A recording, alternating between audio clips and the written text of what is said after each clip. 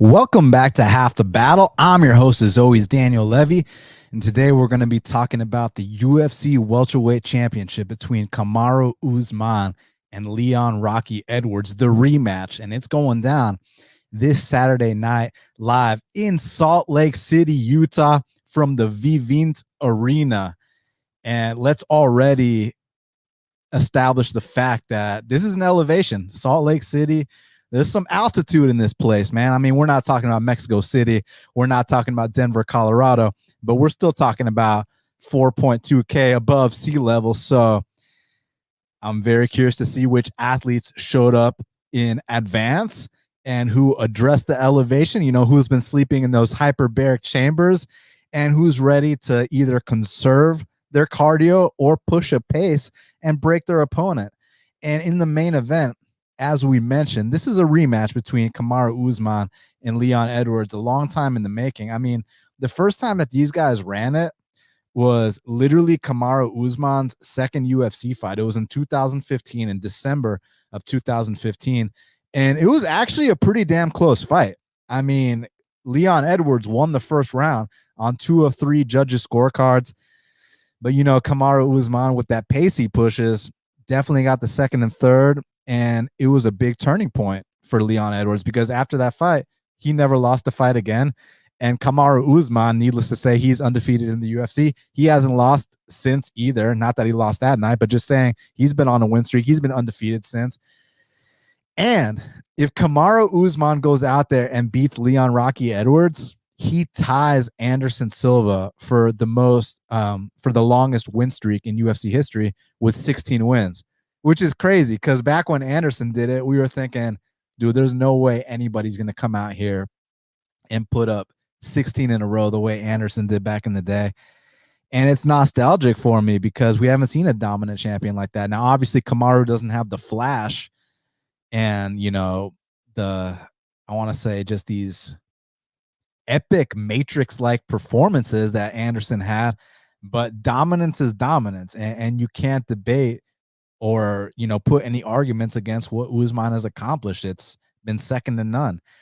So to do what he's done, he's got, not only is he on the verge of tying Anderson Silva's record, but he's also got the longest win streak in UFC welterweight history, which when I say that, that means that he's got a longer win streak than GSP had. Because I know Dana's been saying that he's the best welterweight of all time. And a lot of people found that very controversial because, how could you say that when the great GSP has accomplished what he's accomplished? Kamaru Usman, he might not have the title defenses that GSP has, but he's got a longer win streak at welterweight, and he's undefeated in the UFC. Pretty damn impressive. So lots to talk about with this main event. So without further ado, smash the like button, hit the subscribe, retweet, comment. Let's do the whole bit, and let's get down to business because main event of the evening. For the undisputed welterweight belt, we got Kamaru, the Nigerian Nightmare Usman. He's 20-1, representing Nigeria and the United States, taking on Leon Rocky Edwards, who's 19-3, representing Great Britain. And currently, they got it, Kamaru Usman, minus 380 somewhere. Some other places he's minus 400. I even see a minus 435. And the comeback on Leon Edwards is everywhere from plus 300 to plus 330. Great fight. So first off, you see a number like that next to Leon, and I understand some people are tempted right off the bat. He's a very solid fighter. It's just for him to win this fight, certain things need to happen. Obviously, certain things need to happen for anybody to win a fight. Captain Obvious here. But what I'm trying to say is those certain things that need to happen is it needs to be a slow-paced fight. The output and pace of Kamaru Usman is almost double what it is of Leon Edwards. So if this is a nonstop, just balls to the wall type fight, you have to favor Usman there. Not to mention Usman getting top control. Last time, Leon wasn't able to get up. Now this time, I think Leon's going to be able to stuff a few takedowns. But when they finally come, not sitting here saying that Kamaru Usman's going to pass guard and get off on big damage on the ground, but I am saying he does have good enough top control to steal those rounds and hold Leon Edwards down and not let him get back up. And those rounds are going to be banked. So here's what Leon needs to do, in my opinion, my humble opinion. Interestingly enough, because I'm going to talk about how Leon's the longer guy, he's got to keep it long. It's actually Kamaru Usman that's got the 2-inch reach advantage. So Kamaru's got these physical attributes that are just ridiculous. Like we talk about all the time, that Nigerian physicality, that Nigerian power, that African power, and it's a real thing, man. I mean, like you looked at last week with Onama, that first round. Onama is like this green kid who's barely had any UFC fights, and that first round, the kid's hell on wheels. But Kamaru Usman is a seasoned UFC champion on the cusp of greatness, and once the power and the physicality is honed in with the skill set, it's truly something to behold, and it's something that is very, very hard for his competitors to deal with. So with Leon Edwards, when I say he needs to keep it long, and it's funny saying that considering Usman's got the reach advantage, what I mean by that is I think Kamaru is going to be the one that has to close the distance, whether it's to land these big shots up top or even close the distance, get takedowns. And Leon likes to throw down the pipe. Leon needs to discourage Kamaru. When Kamaru closes that distance to try to land something big, Leon needs to intercept him. Back in the day, when Leon was on his run back in England, what was the league he was fighting in? Was it called Bama? I don't think he was a Cage Warriors champ. I think he was the Bama champ. I don't even know if Bama exists anymore. Some of my UK fans, let me know, does Bama even exist anymore? But Leon Edwards was the Bama champ. And dude, he was a sniper back then. This guy was a sharpshooter. You try to close the distance on a guy like Leon Rocky Edwards back then, and he would snipe you with something straight down the pipe. He's got to do that here. He's got to discourage Usman when he does that. And if he's able to do that, then he could potentially slow down the pace and fight at the, I say slow down the pace and fight at the pace that he wants. You know, remember when Mike Goldberg was like, his precision is precise. You know, it was funny as hell. Shout out Mike Goldberg. I feel like I'm saying the same thing. He needs to slow down the pace to fight at the pace he wants, but make me say it in a Mike Goldberg way. His precision was precise, right? But look, no, all bullshit aside, Leon Edwards has to slow down this pace. He needs to make it a methodical, you go, then I go type fight. And if he does that, then he can have success because this guy is no slouch. There's not much weakness in the game of Leon Edwards. Here's the thing. The places where he's been truly tested and where we've maybe seen a weakness, and shout out Moyes, he said Bama and Cage Warriors merged. Okay, that makes sense. Yeah, and they go under the Cage Warriors banner now because I haven't heard the name Bama in a long ass time. I know y'all old school fans remember Bama, and that's good that they merge. You know, keep it under one banner in the UK. But the places that I've seen Leon really get tested is two areas, of course, and you guys know exactly what they are. It's not necessarily a takedown defense because the takedown defense is on point. I mean, this guy's got a 70% takedown defense. It's just when you take him down, he's got kind of a hard time getting back up. And the other place is that chin's been checked a few times. Now, his recoverability is goddamn on point, and he's a very smart fighter. He knows how to circle on the outside, and he's not going to take any unnecessary risks, which maybe as a fan isn't the most exciting quality to watch, but as a betting man, that's something you got to respect, that you know, your guy's not going to go out there and do anything stupid. So Leon doesn't really do too many stupid things. But the times that he has gotten chin checked, I mean, obviously, you guys already knew about the Diaz one. I don't got to bring up the Diaz one in the 5th round. But one of the more underrated ones that people tend to forget about was actually the Brian Barberena fight. And I believe it was the 2nd round of the Brian Barberena fight. Let me look that up. Yeah, correct. 2nd round. 2nd round, Brian Barberena clocked Leon Edwards, dropped him badly. And if you actually look at the strike numbers for that fight, Brian Barberena doubled up Leon Edwards on strikes. It was just that Leon, you know how we made the joke after Leon lost to Kamaru that, you know, he became Britain's premier D1 wrestler, you know. He actually took down Barberena 3 times in that fight. So he's been mixing in takedowns nicely. And with his height, he's able to get more like Greco upper body type takedowns.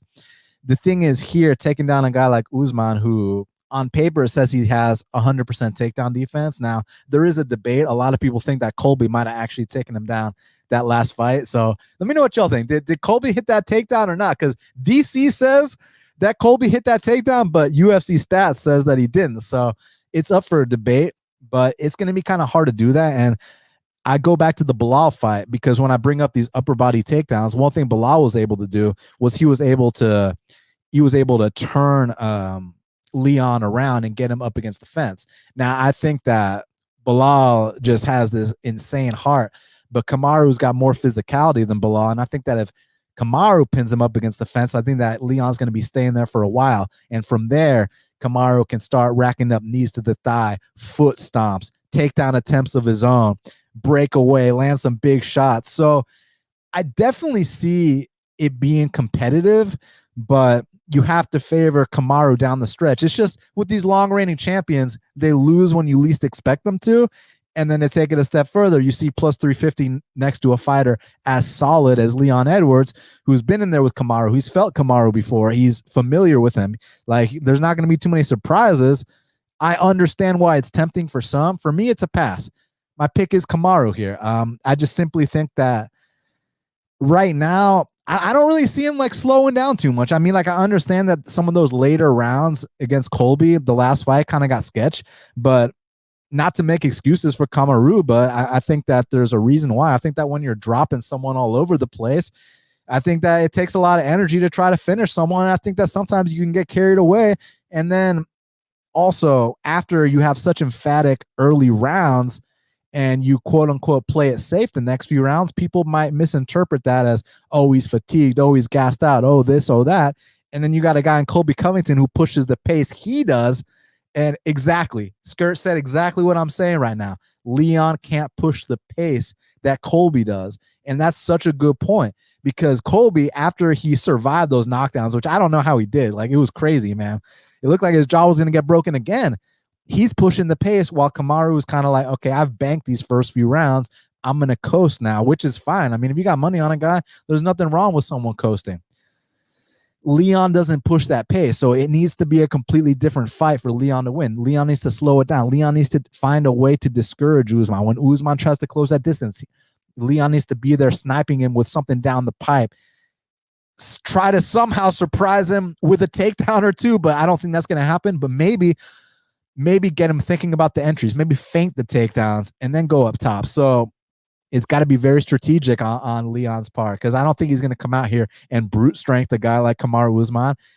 I don't think that he's necessarily going to knock out a guy like Usman. And then to take it a step further, you know how I mentioned how when I've seen Leon get taken down, doesn't often get back up.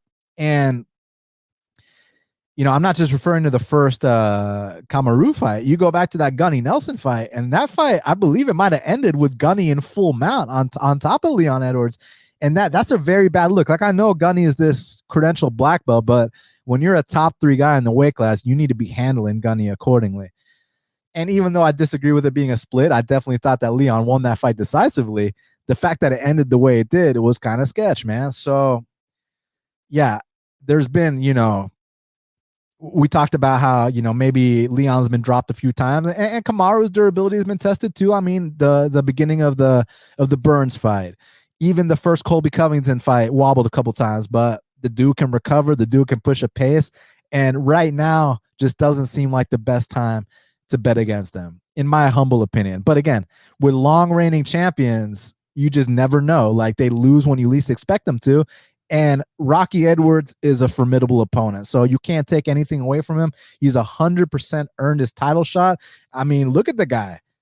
Wins over, back when he beat Tumenov, that was a big fucking deal. Tumenov was running through guys back then. Beat Vicente Luque, beat Brian Barberena, Rafael Dos Anjos. He didn't beat my boy Bilal. He won a round against Bilal, but that was a 5-round fight. So y'all saying, oh, he's on his way to winning against Bilal. He won a round against Bilal, and 100% can't debate that, but I need to see how that fight would have played out. And then he beat Nate Diaz. Look, he's on a 9-fight unbeaten streak. Give him his title shot, and let's see if he can make the most of it. But I got to go with Kamaru Usman. I'm not sure if it's going to be a decision or not. It's easy to sit here and say it's going to be a decision based on how their first fight went, but y'all know this. Y'all know that no 2 fights are created equally. I mean, whether it's the most recent rematch, Stevie Ray Pettis. First time was a twister, a modified twister. Second time was a decision. Prior to that, Zhang Weili and Joanna. First time's a 5-round war. Second time's a spinning back fist knockout, right? So, like, no 2 fights are created equally. And since that point, Kamaru's been dropping people, man. Kamaru's been scoring knockdowns. I mean, like, just to put it in perspective, in Kamaru's last 1, 2, 3, 4, 5, in his last 5 fights, He's landed 2, 4, 6, 7 knockdowns in his last 5 fights. I mean, that's pretty impressive considering when you look early in his career, there were some knockdowns here and there. He did knock down Strickland, who was cutting a lot of weight. He did knock out my boy Serginho Moraes, and he even got a knockdown on Damian Maia. But now the knockdowns and the knockouts are coming more frequently. So the work he's been putting in with Trevor Whitman, it cannot you cannot overlook it, and it's pretty. I want to say it's admirable that he left his comfort zone at Sanford MMA, which is a fantastic gym, and because he wanted to get that specialized attention. The big gyms aren't good for everybody. The champs need that specialized attention where the camp is revolved around them. And that's what Kamaru's camp is revolved around, just him being the champion and keeping that belt. So I'm going to go with Kamaru Usman and still. But I'm curious to see how, I'm not counting Rocky out. I'm curious to see how competitive he can make this one. And there are paths for him to win. He's got to slow this fight down, fight at his pace. But ultimately, I think right now is a bad time to fight Usman. And I see him getting it done. Co-main event of the evening in the middleweight division. Right now it's the middleweight division, but let's see if anybody misses weight on Friday. Currently, they got it Paulo Costa, 13-2, representing Brazil, taking on Luke Rockhold, the former Strikeforce champion, the former UFC champion. He's 16-5, repping the USA. And currently, they got it Paulo Costa, minus 360. The comeback on Luke Rockhold is plus 310. And man, I fucked up on this one because there was a minus 255 on Paulo Costa earlier in the week, and I was thinking, like, shit, I might play that straight. I blink my eyes twice and it's all of a sudden minus 360, right? So, you miss a line by over $1, you don't force bets. If you don't get the line you want, there's no reason to play it. You're allowed to sit back and enjoy. And that's probably what I'm going to end up doing here unless some money starts coming in on Luke Rockhold. It's funny. A couple days after the line got steamed, I saw dudes posting bets at like minus 260. I'm like thinking to myself, like, dude, that line hasn't been around in a long ass time. Like, trust me, I'd love to come out here and post some fake lines and act like I got in on that, but that's not my style. So I missed the line. So you missed the line, you pass. But look, bottom line, let's break this down. Luke Rockhold, what does he bring to the table? He's a very physical guy. He's tall. He's long. He's got huge body kicks. He stopped a man named Costa with a body kick, actually in Duluth, Georgia. I was in attendance. Funnily enough, the opening fight of that card was Benny Dariush versus Charlie Brenneman. So I was actually at Benil Dariush's UFC debut. Hold on one second. I got to answer this question. So Bozenich said, do you watch Mojahid Fujalai's videos? Dude, I interviewed Mojahid Fujilai on Half the Battle before anybody knew who the fuck he was. So I've been fucking with Mojahid Fujilai a long time. And Mojahid Fujilai, the dude, for y'all that don't know who he is, he's the guy that makes those badass like MMA animation videos, the really funny ones. He designed the Best Fight Picks logo. I paid this man for the Best Fight Picks logo, and I interviewed him on Half the Battle. So hell yeah, Mojahid Fujilai's the homie, dude. I fuck with him big time, man. He's hilarious. So y'all definitely give him a follow. He's amazing. But back to this. So I was at Luke Rockhold's fight against Costa Philippou. And, when I tweeted out, this is what happened last time we fought a guy named Costa, dude, come on. You think that I think that has any like indication of what's going to happen here? Like, I was just tweeting that out. Like, I know damn well that has nothing to do with this fight. So, because I know some people were like, therefore what? And I was like, I didn't even put a therefore in there. But so he fought Costa Philippou 2014. Dude, we're approaching close to fucking 10 years since that fight happened. And one thing about Luke Rockhold, people are saying that now his chin is suspect. Dude, his chin ain't just suspect now. His chin's been suspect a long ass time. But before I talk about that suspect chin, let's talk about the good qualities Luke Rockhold brings to the table. Big kicks. That body kick is nasty. He goes up top with it. You shoot sloppy shots on him. He's got a nice guillotine series. He can sweep and get on top, and his top control is devastating. And I'm not just talking about like when he's in your guard. I'm talking about when he passes to full mount. This dude, Luke Rockhold, won a title that way off Weidman, who's a D1 All-American and a black belt. A dude that beat Andre Galvo in grappling back in the day. So Luke Rockhold, when he's on top in full mount, very, very heavy up there. And the dude's nasty on the mat and he kicks hard. So like output wise, not output wise, because the pace ain't the best, but I'm saying he can give it But like Floyd Mayweather said, can he take it too? And ladies and gentlemen, I'm here to let you know, no, he cannot take it too. And this whole, oh, now he's chinny talk, dude, he's always been chinny. It's just that he's so damn tall that not everybody's able to, he fights very long. Not everybody's able to connect. But this dude's been getting knocked out since his second pro fight in 2007 against Tony Rubalcaba. He slept him. 2013, Vitor Belfort with the wheel kick slept him. Michael Bisping in 2016. I was in attendance when Michael Bisping won that belt. UFC 199. Amazing moment. Knocked him out. And then the last two in 2018 and 2019, respectively, against Yoel Romero and Jan Blachowicz.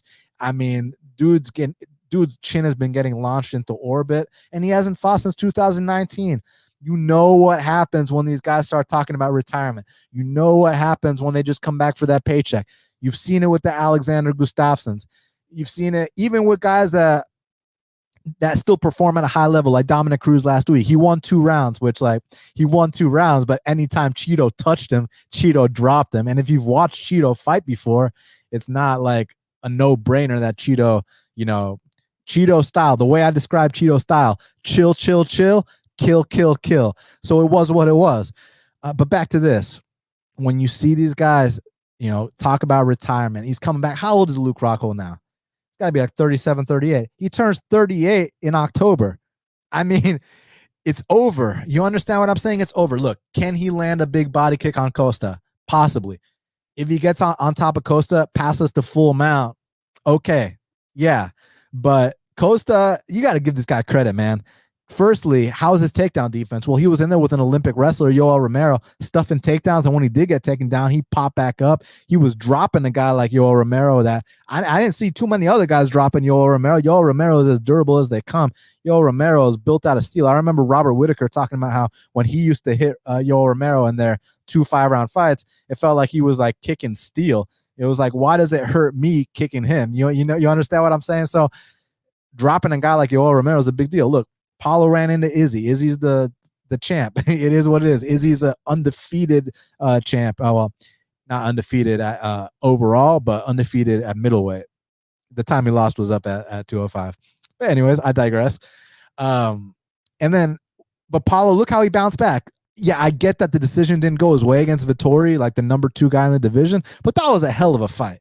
And regardless of who the fight went to, like, we can at least admit that Paulo at least looked back to form. It at least looked like the old Paulo. Like he pulled a stunt and laid an egg in that Izzy fight, but he went back to still being Paulo in the Vettori fight. So it was a step in the right direction. And with Paulo, his physique is ridiculous, but the guy's got high output boxing. Obviously gets hit a little bit too much for my liking. Big power, big body kicks, very confident guy. And he's only 31 years old. He's either in his prime or he's entering his prime. So it's just, he's catching Rockhold at the right time. I think he's going to come out here and knock Luke Rockhold out in the first round. So yeah, I got Paulo Costa here. I'm just disappointed I didn't move in at minus 255. It's minus 360 now. It's minus 400 now. It's like I missed the line, so I guess I got to sit back and wait. But I'm hoping that some Rockhold action comes in so that I can go back and get Paulo at minus 2 something. That would be really nice. But y'all know my style. If I miss the line, it's not often. I don't force bets when I don't get the line I want. So it is what it is. And I'm not always going to be correct about there being value on lines. Like, for example, last week, I thought there was value on Bruno Blindado, and there was no value. He looked fucking terrible. I don't know what happened in that fight, and I don't want to take anything away from GM3. GM3 did his thing. GM3 was the sharp side. Props to everybody that bet GM3. Great job. I was just dead wrong on Bruno there. And it is what it is. And I won't make excuses and say he looked like shit, even though between you and me, he did look like shit in that fight. But you got to give credit to GM3. And shout out to my boy Nate the Train Landwehr cashing that plus 265. But anyways, I got Paulo Costa to come out here and knock out Luke Rockhold in the first round. Featured bout in the bantamweight division. This is the one I've been going back and forth on. This is one that we really got to talk about. We got to sit down and really think about this one. So, not a title eliminator, but like a one fight before a title eliminator. We got the great Jose Aldo, the future Hall of Famer, the former WEC featherweight champion, the former UFC featherweight champion, the last ever WEC featherweight champion, the first ever UFC featherweight champion. Jose Aldo, the two-time UFC featherweight champion. He's 31-7, representing Brazil, taking on the upcoming Georgian, not Georgia where I'm from, but Georgia up there next to Russia, Merab Dvalishvili. He's 14-4. Currently, they got it. Merab minus 140. The comeback on the great Jose Aldo is plus 120. Man, this is one of those fights that so many factors to talk about. If it's a 5-round fight, it could go a completely different way than if it's a 3-round fight, kind of like Cruz and Marlon. Even though if that was a 3-round fight, I think that Marlon would have had more urgency early on, even though every single time he touched him, he dropped him. Just saying, Marlon in 5-round fights, he knows he's got all his time. He knows he can take his time. But here with Jose Aldo Jr. and Merab Dvalishvili, 5-round fight, you got to favor Merab with that pace, especially here in altitude, man. And I know for a fact that Jose Aldo did not get to Salt Lake City until like Tuesday. So someone let me know if Jose has been sleeping in a hyperbaric chamber, which I highly doubt. Jose is so prideful in his surroundings. And dude, you know, he speaks perfect English, but won't do it in interviews, right? Like the dude is so proud to be Brazilian and to train at the same gym, Nova União, for all these years. And I mean, look, you can't argue with the results, man. I mean, look at what he accomplished back when I was like, was I in high school back then or not? Let me see. So Jose Aldo, because I've been watching this dude since he fucking flying kneed Cub Swanson. For y'all that haven't seen that, go check it out. He flying knee Cub Swanson in 8 seconds, 2009. Okay, so I had already graduated high school at that point. I think I was in college already, or just about to begin college or something, because I know I took like a year off. But anyways, so you look at this dude, like usually like I talk about like once you get to that 10-year mark, like that's when you start thinking like, okay, like maybe it's time to consider, you know, maybe your shelf life has expired. You want to know how long this dude Jose Aldo's been fighting? He's been fighting 18 years, since 2004. He's approaching 2 decades of fighting, and he's top 3 in the world. Like that's an enigma. That's something you do not see. That's a special guy.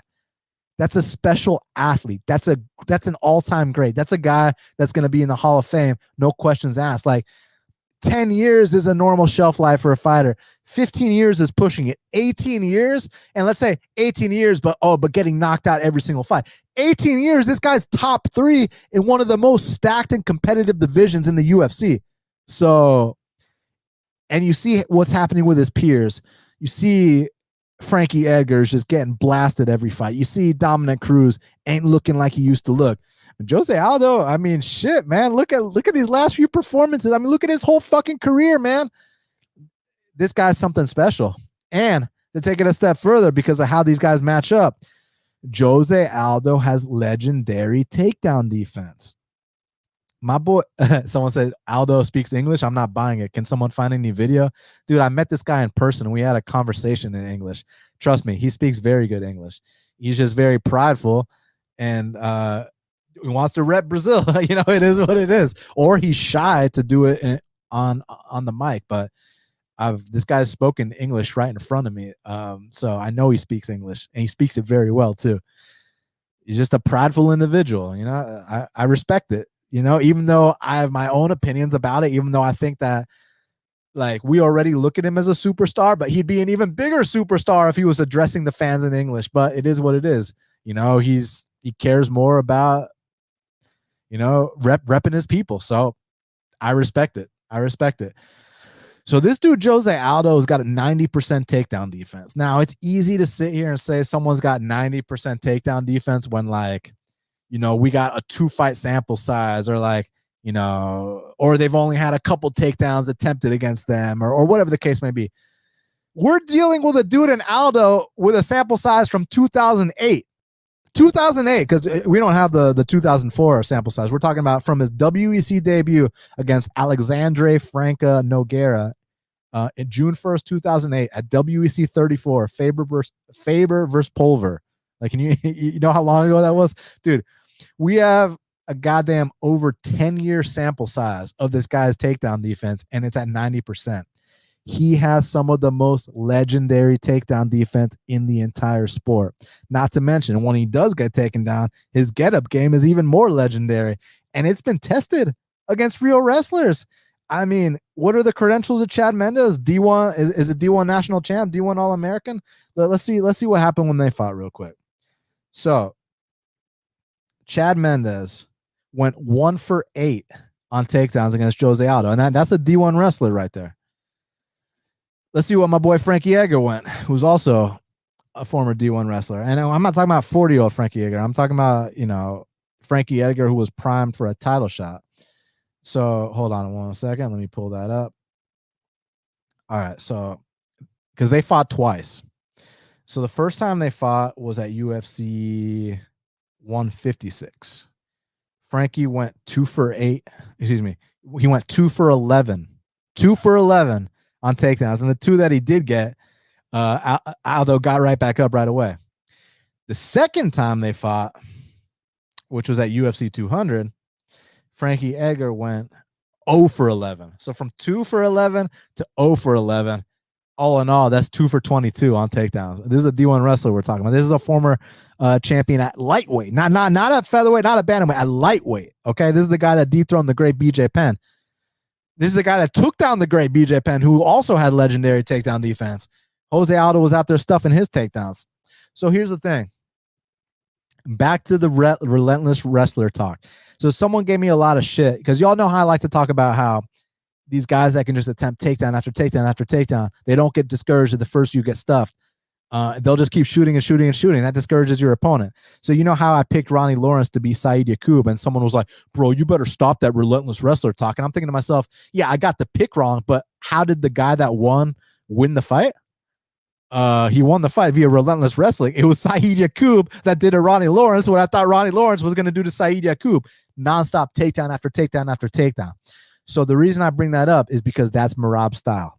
Merab might get these first 9 takedowns stuffed, but what if he gets the 10th? Is Jose Aldo popping back up? Is Jose Aldo going to need a little breather? Is that 4.2K feet above sea level, Salt Lake City elevation going to start burning those lungs of Jose Aldo? That's what I'm kind of worried about. So 5-round fight, I got Merab. 3-round fight is where things get interesting because first round, I think Jose Aldo is winning the first round. I think Jose Aldo wins the first round on a good clip against almost anyone on planet Earth in that weight class. I mean, he's so fast twitch. He's so explosive. The timing of his combinations. Maybe he hasn't been kicking as much as he used to, but when he does kick, he makes it fucking count. But man, his hands have been getting a lot better. I think someone, correct me if I'm wrong, hasn't he been training with like either the like Brazilian Olympian boxing club or some boxing club in Brazil has been really sharpening up his hands. And then obviously he's still with his old camp at Nova União. I mean, y'all know how I talked about how Aldo is a very prideful individual. Yeah. My boy Skirt said Navy boxing. I appreciate that. Yeah. So he's been training with the Brazilian Navy, getting his boxing right. His boxing's always been fucking good, but he's taken it to a new level these last few fights. After that Piotr Yan fight, I mean, we knew that something had to change if he wanted to be a champion in this division, and goes out there against Marlon Chito Vera, wins the first round, loses the second round. It looks like, hey, Chito's about to do what Chito does in those third rounds. And wow, Jose Aldo, the only dude that's not getting fucking killed, the only dude that's not having his face rearranged by Marlon. And someone might say, well, Aldo just took his back. And I'm thinking to myself, is that not allowed in MMA? Like, can you not body triangle someone? Is that against the rules or something? I don't see what the issue is here. Like, we're not talking about like what is the streets or something. Like, I mean, I don't see the issue with taking someone's back. If that's your path to victory, you take your path to victory. So props to you, dude. You beat the assassin Marlon Vera. You avoided the damage against Marlon Vera. You beat the mythical creature third round Marlon Vera. Now, if that was a 5-round fight, again, I got Chito in that 5-round fight, but it wasn't. And this isn't either. Pedro Munoz, look, he looked amazing against Pedro, but the Pedro fight is kind of irrelevant here. Pedro is not going to attempt 20 takedowns, and Pedro is kind of getting at the tail end of his career. Pedro isn't anywhere near title discussion. Pedro's not, he doesn't have the the vigor and the drive of a guy like Merab anymore. Back in the day, but not anymore. And shout out to Pedro. I love me some Pedro Munoz. Let's just be honest about where he's at in his career. And then Rob Font, while Rob Font's a very formidable challenge, and Jose beat the living shit out of Rob Font, 2 knockdowns in that fight. Even got outstruck in terms of the numbers, just like Cheeto did. But when it was his time to land his damage, I mean, he damaged Rob Font to a point that Cheeto Vera just kind of put the icing on the cake there. Rob Font's another guy that's not going to attempt 20 takedowns in the fight. I mean, Rob Font went 1 for 5 on takedowns, and I'm sure the one he got, Jose popped back up. But let's look at these takedown numbers on a guy like Merab. This is a little bit different. Merab against Marlon Moraes, which he got clipped in that fight. We'll talk about that in a sec. But first, let me make the takedown points. 4 for 4 on takedowns. So the accuracy was getting a little bit better there. Against Cody Stamann, who's a credentialed wrestler, 5 for 11. Attempted 11 takedowns. Got 5 of them. Against a good wrestler and Cody Stamann. Against John Dodson, who is a fast little fuck, he went 2 for 20 on takedowns. Now, while that might look like, well, he got 18 of them stuffed. And also, let me just point this out. Some of those, I disagree with the stats counter, man. I thought he got more than 2 takedowns. I thought that they gave Dotson a little bit too much credit on his get-ups, that they didn't count those as takedowns. But let's agree with the stats for a sec, even though I disagree with them. I thought he got more than 2 takedowns. Let's say for argument's sake that he did only get 2 of 20 takedowns. The fact that this dude attempted 20 takedowns, that's the kind of shit that's going to discourage you. That's the kind of shit that's going to make you gassed out. That's the kind of shit that's going to make you second guess yourself. That's the kind of shit that's going to, in this elevation, this Salt Lake City, those lungs are going to be burning. You're going to be like, whew. And then when you finally do succumb that takedown, chances are you're not getting back up. So we just got to bring that up. So, and then the fight before that against Gustavo Lopez, who's nowhere near the level of Jose Aldo, of course. Merab goes 13 for 18 on takedowns. You guys get the point. This guy's attempting 18 to 20 takedowns on certain fights. Casey Kenny, another credentialed wrestler. Merab goes 12 for 24 on takedowns. Now, in Merab's current win streak, there's only 2 guys that are currently still in the UFC, Cody Stamann and Casey Kenny, who obviously couldn't even sniff Jose Aldo's jockstrap, but they're 2 formidable opponents, different matchups, and credentialed wrestlers, so they should be able to stuff on paper. Jose Aldo's got the legendary takedown defense. Jose Aldo's the fast twitch guy here, and I think first round, Jose Aldo's going to get off on Merab, and I think first round, Jose Aldo's going to stuff these takedowns. My question is, beginning of second round, I think Jose's going to have some more success. But towards the end of the second round, is that where Merab's finally going to break through, finally get one of those takedowns, get some top control, maybe get off on a little ground and pound and steal that round? Then the third round comes around. We're in Salt Lake City in that elevation. Jose Aldo did not do this camp in altitude. He's not sleeping in a hyperbaric chamber. Is he going to come out huffing and puffing that third round? Is the third round the one where Merab finally starts to dominate and we get a very close decision? We get a split decision type fight, where split decision type fight, you'd rather be on the underdog, but it's tough. It's tough because Merab, like, it doesn't look the prettiest, and he's very vulnerable on the feet in terms of, like, you saw that last fight against Marlon Moraes. Like, the dude's wild. The dude's there to be hit. The dude can be dropped, but the dude's got no quit. You know how my boy Jamal Hill in the post-fight show said, I don't know how to quit. I don't know how to give up. I just know how to dig deeper. You know how he said that so stern, so stoic? I feel like that applies to Merab. Merab doesn't know how to give up. Merab doesn't know how to quit. Merab just knows how to dig deeper. So 5-round fight, I'm confidently picking Merab. 3-round fight, it's like, who's judging this fight? Do we got Chris Lee, Sal D'Amato? And this is assuming no one gets a finish, because there might be a finish, right? But I'm talking in terms of, let's say no one gets a finish. Who's judging this fight? What do they favor more? First round, I'm giving to Jose. Third round, I'm giving to Merab.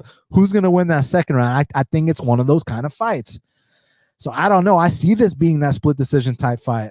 Now, we can also talk about how, Marlon Moraes beat Jose and Merab beat Marlon and this and that. And it's like, MMA math don't mean shit. Plus, if you watch the dynamic of those two fights, they were night and day. I mean, like, Jose in that second round was playing with Marlon Moraes to the point where he got super cocky in that third round, almost took it off, and it cost him that third round. That's all that was, because a lot of people think that actually Jose won that fight against Marlon Moraes, but it was what it was. Whereas with Marlon and Merab was trying to stand and bang with with Marlon Moraes. Like, even though Marlon's washed up, he's still a dangerous guy. He can still give it, just can't take it. So Merab gets clipped, and some people say the fight should have been stopped. I disagree, because look how it turned out. Merab can recover. Merab's got heart. It's just Merab is there. It's definitely there to be hit. Now let's talk about the fights that Merab's lost in the UFC. Lost to Frankie Saenz. Now I get it. He was sick that night. I'm still thinking to myself, dude, like, firstly, I thought Merab won that fight when I watched it live, but I'm still thinking to myself, I don't give a fuck if you're sick. You better beat this guy on your worst day. But that's not the one I want to talk about. The one I want to talk about is the Ricky Simon fight, because there's this big misconception. Anyone that's been listening to me for a while, you guys already know what I'm about to say. So, yeah, hey, listen to my boy Michael here. He says, just joining now. How y'all doing Dan wrong with only 20 likes? Yeah, there's like 80 plus of you in here, man. Do me a favor and smash that like button, please. Hit it. And hit the subscribe if you're not already subscribed. I truly appreciate it. But shit, I just got distracted from what I was saying. Where was I at again? Someone type in what I was just saying prior to addressing Michael's brilliant comment. Yeah, Matthew said Aldo needs to be in a hyperbaric chamber like DBZ. You know what I'm saying? Because dude, like this. Look again. Salt Lake City is not Denver. It's not Mexico. So I don't expect the biggest drop-offs in cardio. It's just that when you're dealing with someone that pushes the kind of pace that Merab does, that's when thank you, Skirt. That's when, you know, these little things need to be addressed. Okay. Thank you guys for getting me back on track. So I was talking about Frankie Saenz. I was talking about Ricky Simon. So Frankie Saenz fight we addressed. Even like on your worst day, I think you should still be able to beat Frankie Saenz at that point in your career. And honestly, I thought he did win that fight, but the fact that he was even in robbery territory was sketch. But whatever, it was his debut. He was sick. Give him a break. The Ricky Simon fight, there's a lot of misconceptions. Anybody that's been watching me for a long time knows exactly what I'm about to say here. People say that was a bullshit stoppage. People say that Merab should have won the decision, this and that. Dude, watch that third round. Fuck the first two rounds. Watch that third round and pay attention to what happens. Slow it down. Put it on slow-mo if you have to.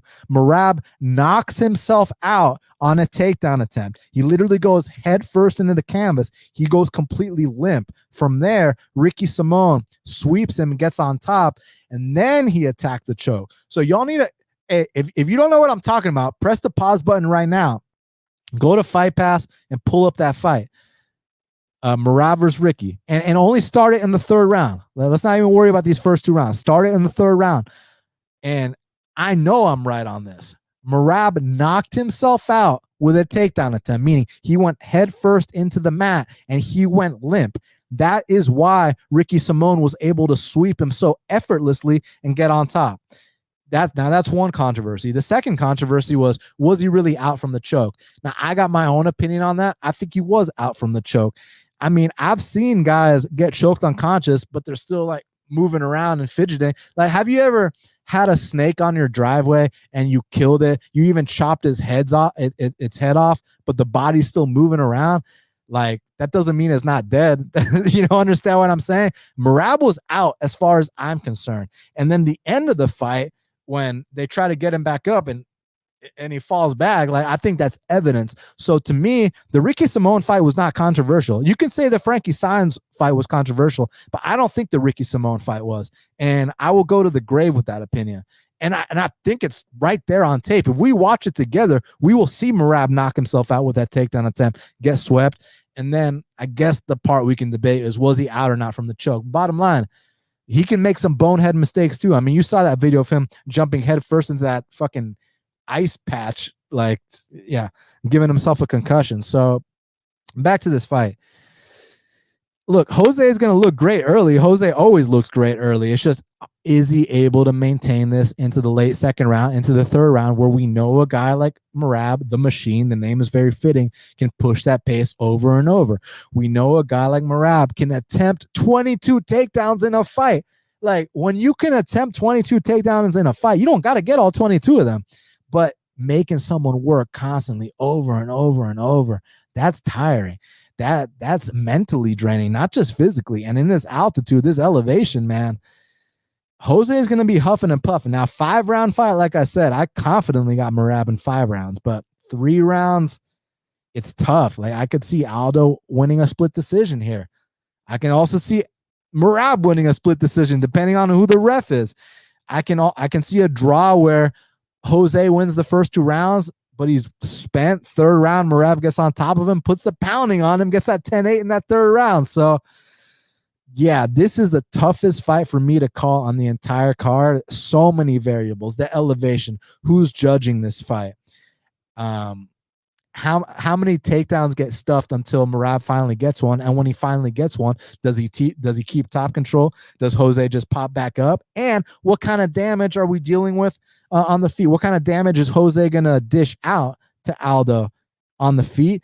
And to take it a step further, like, let's not act like Merab can't crack either. Like, I know the technique ain't the prettiest, but the dude goes at people wildly, and he's aiming for your chin. So someone said, who did I bet on to win the chain? I don't remember. I think I bought it for myself. GLD shop. That's where I got it. I don't remember. It's been a while, but yeah, I like it a lot, and it's a lot shinier in person. My camera doesn't do it justice. But anyways, I'm gonna go with Merab Dvalishvili to win a hard fought split decision that could go either way. So I guess you can make an argument there's value on Aldo, dog money split decision. I get it. And again, it's a 5-round fight, then I definitely got Merab. 3-round fight, I have a little bit of hesitancy. I mean, Aldo's such a great man. Aldo's such an enigma. Aldo's such a special athlete to still be in the top 3 over a decade later. To still be in the top 3 when you've been competing for nearly 2 decades. You tip your cap to that kind of stuff, man. Hall of Famer. You guys just know, like, my style. I usually tend to favor the new generation if they're ready. And I think he is ready. Look, this is a step up in competition. None of the guys he's fought have been on the level of Aldo, but let's see. Skur says he thinks Aldo's going to get him out of there. Possibly.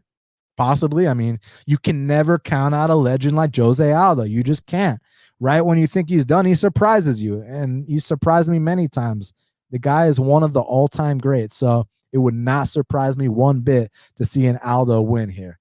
Like, I have a signed fucking picture of Jose Aldo on my wall with his WEC belt. Like, you understand? I'm an Aldo fanboy. I love me some Jose Aldo. But my gut is telling me Merab wins a split decision here by pushing the pace, late 2nd round, and then dominating the 3rd round. So let's see. I'm okay being wrong on this one. Now, I think I covered mostly everything there was to say on that fight, but if not, we'll come back to it. But yeah, I heard they moved around the card a little bit and put Lucy Pudilova versus Yana and Wu next. But you know what? I know. From a show of hands, would you all rather hear me talk about Alexander Romanov versus Tybura next, or Yana and Wu versus Lucy Pudilova? Y'all don't gotta say shit, because I know what y'all want to hear next. Because next up in the heavyweight division, we got a matchup between Marcin Tybura, he's 22-7, representing Poland, taking on Alexander King Kong Romanov, who's 16-0, representing Moldova. So, someone typed in Pudilova. Hey, I love me some Pudilova, but so currently they got it. Alexander Romanov minus 360. The comeback on Marcin Tybura is plus 305. So I guess the big talking point in this fight is the betting line. Of course, a lot of people are questioning, is there a lot of value here on Tybura, this and that, and why is Romanov favored to the extent that he is, and this and that. And I think they're valid questions for sure. So let's pull up some numbers here. So Alexander Romanov, it's only 5 years younger, southpaw. And what I like about Romanov, relentless wrestler for the heavyweight division, man. I mean, this is another one of these guys that, look, maybe he's not going to attempt 22 takedowns like a guy like Merab, but for heavyweight standards, this guy can go takedown after takedown after takedown. Now, a lot of people want to point the Juan Espino fight, which I think is a perfectly valid fight to point to. I mean, the one time that Alexander Romanov truly got tested, it got sketchy. Some even made the argument that he looked for a way out. Some even think that he was on his way to losing that fight. So you all have valid points there. It's just that I think Juan Espino is a more credentialed wrestler than Marcin Tybura. Now, don't get it twisted. Marcin Tybura is the most experienced UFC fighter that Alexander Romanov's ever fought. 100%. Not going to get an argument from me there. And I think that Tybura is a very formidable opponent. I think that this is the proper next step up the ladder to see if Romanov is truly this prospect that people think he is. And even in a loss in that fight against Volkov, I thought Tybura had a good showing. And prior to that, you guys got to remember, there was a time when Tybura had lost 3 of his last 4 fights by knockout to Derek Lewis, to Shamil Abdurakhimov, to Augusto Sakai. Even had a sketchy moment in that Stefan Struve fight that he won in between there. But he went on that 5-fight win streak. You know, he gave Sergey Spivak the vet lesson. I hear a lot of shows using my term vet lesson, but if y'all date back to the early days of Half the Battle, y'all know who came up with that. Went out there, beat Maxine Grishin, beat Ben Rothwell, destroyed Walt Harris and Greg Hardy when he got them down. So here with Romanov, here's the thing. So after the Espino fight, look, I understand the level of competition after the Espino fight was subpar. I mean, he beat Jared Vandera and Chase Sherman, and quite honestly, he could have not even been in shape and beat those 2 guys. But one thing I want to point to is after the Espino fight, he's looked significantly leaner.